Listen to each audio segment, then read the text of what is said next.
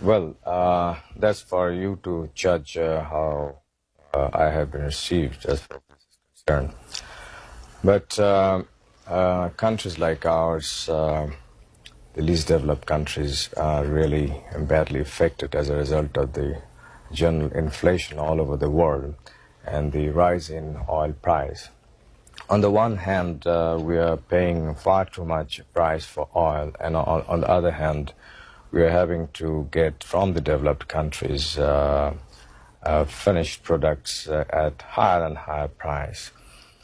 So on the one hand, we are having to pay a much higher bill for oil, and on the other hand, we are having to pay much higher bill for imported products.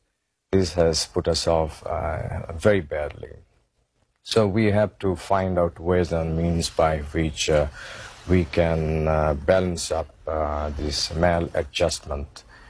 And it is with this objective that I suggested that the OPEC countries should think of supplying oil at that price level to the least developed countries. Yeah, thank you very much. This is again very important for us, this commodity price agreement, because we find that for our raw products, countries like us are mainly exporting raw material. And for this, unfortunately, we are getting lesser price or not attractive price. So this has decreased our exports in real value.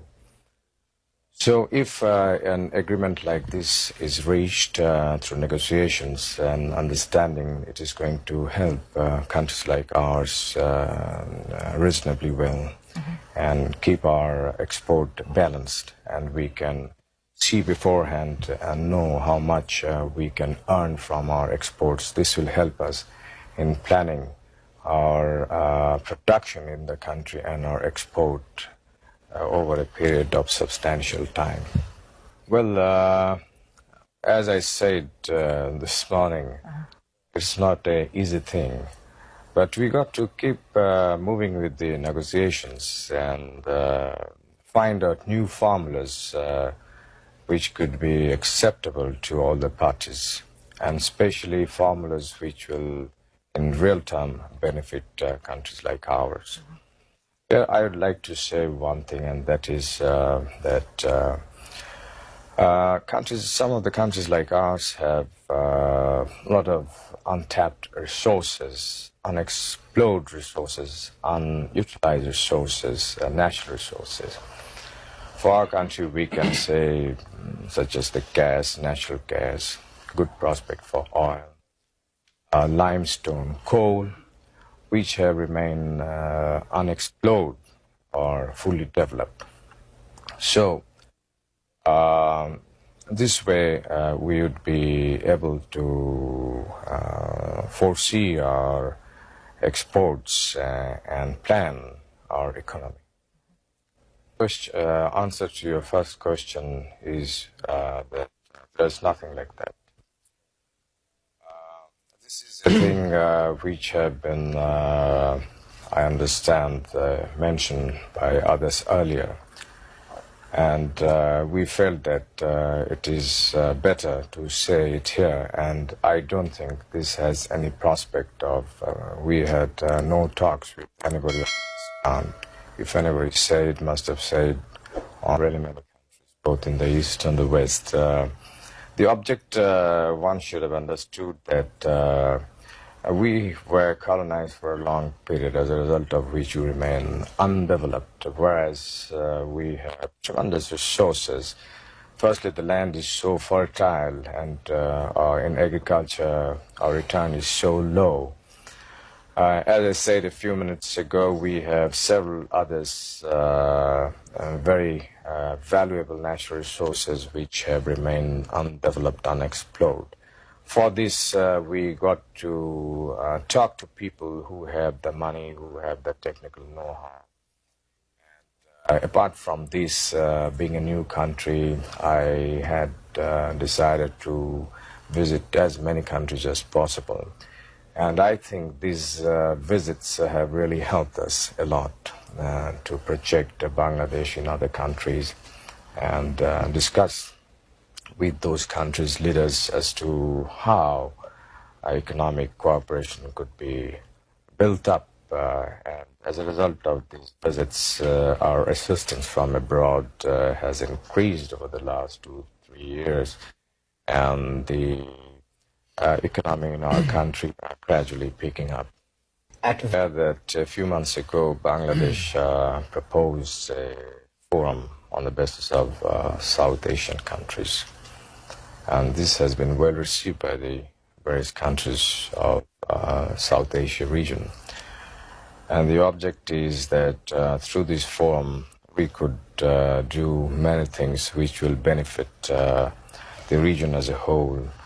And under that forum, trade, commerce, and other bilateral relations, regional matters could be discussed, as in case of other regional forums.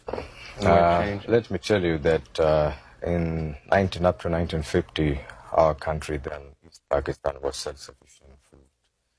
And thereafter, till recently, the agriculture sector, not much was done. As a result, with the growth of the population, the requirement of the food went up, but the food production remained low. Now, we have rationing system in our country which is coming over since a long period. Now, the object of our government is to gradually get rid of this rationing system, which is mainly concentrated in the urban areas, but we are trying to sort of distribute more and more the rural areas, and lately we have started open market operation, whereby at a certain price we sell out in the markets rice and wheat to keep the market price steady. At the same time, we have undertaken special measures to procure a lot of food grains, and right now we have 1.2 million roughly food stock with the government. We are giving a lot of encouragement to the farmers by price support, and in future we are going to do a lot more. The object is ourselves to become self-sufficient in food so that we don't have to get really food from abroad. It's not a good thing. But realistically, you are going to need additional food aid for the next several years. And what is the impact of the British government curtailment? I'm coming to that point. Let me tell you that we shall be self-sufficient in food earlier than anybody thinks, and we have taken certain measures on that count, and we are beginning to get the results. As far as... When do you expect food self-sufficiency? I think in the next 2-3 years' time, or maybe a little more, maybe a little less, because we have launched a sort of special program on this count, and we have got very good results, and the next 1 year will give very solid indication about it. Our objective is not to become self-sufficient alone, but we are going for doubling food production in the next 5-6 years' time from now. For this, we are mobilizing the people to take to voluntary works for re-excavating the silted up canals and rivers with a view to doing irrigation, bringing more and more land under irrigation. And in the last winter, we did massive work on this count, and through voluntary means we brought more than 600,000 acres of land under irrigation, virtually at no cost. And next winter, which is our dry season, we are going to undertake 3 times more than this work.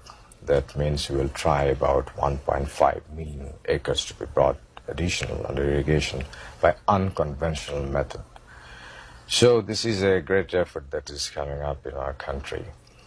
And I hope this question will not arise very much in the near future. Reduced the food aid as compared to before because of certain other reasons also. But I hope that the food aid by other countries will not be affected as a result of this.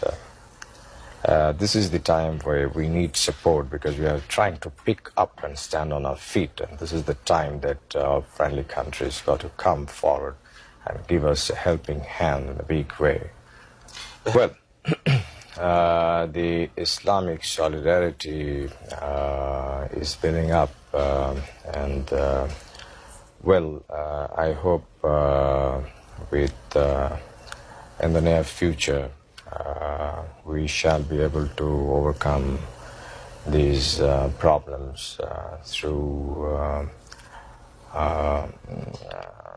various measures, and I strongly feel that the Islamic solidarity is going to become stronger and stronger in future. But does the present situation in those two specific countries right now concern you deeply? It does concern, but I don't think Islamic solidarity as such is affected as a result of these two. Our position on Afghanistan is quite clear, and we feel that the foreign troops from Afghanistan should be withdrawn, and the people of Afghanistan should be left on their own to choose their system, political, economic. I precisely don't know, but I think they are making all efforts to work out some understanding with the present Afghan people or government. I don't understand. I don't have the exact information, but they are approaching in various ways to realize their objective. Good, I think that's a very good question. It's a very difficult problem, let me tell you. But this should not dishearten us. There should be less of pessimism and more of optimism. And we should move forward and negotiate, carry on with the dialogue, talk, and find out formulas which could bring better results in this. As far as we are concerned, we are not sitting idle. We are developing our natural gas, and we have sufficient natural gas. I think in the near future we are going to sort of bring gas under more utilization. We may sell natural gas as LNG and use natural gas as CNG and things like that.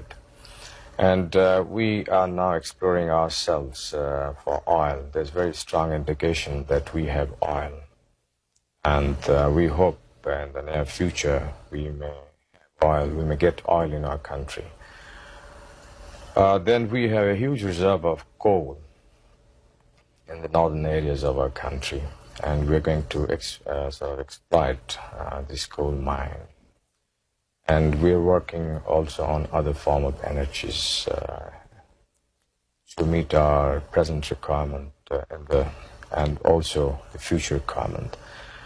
But as time is passing, our own energy requirement is also increasing. So it's coming around that we got to do something so that the least developed countries do not come under so heavy pressure as a result of the increase in the price of oil. Because we really don't have the means to buy oil at such high rates. Yet we need oil for our development, for oil on the land.